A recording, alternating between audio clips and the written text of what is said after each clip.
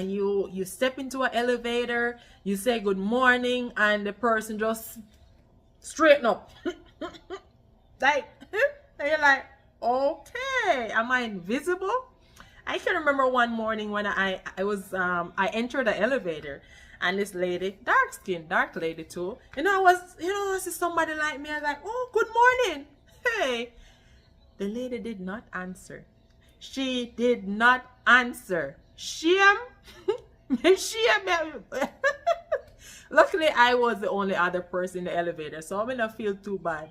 So from that day, I learned my lesson. If they don't make eye contact with you, if they don't, do a little smile or acknowledge your presence, massa, no bother with them. Go on your ways, because you're going to shame. I'm preparing you for this. I'm telling you this because I've experienced this.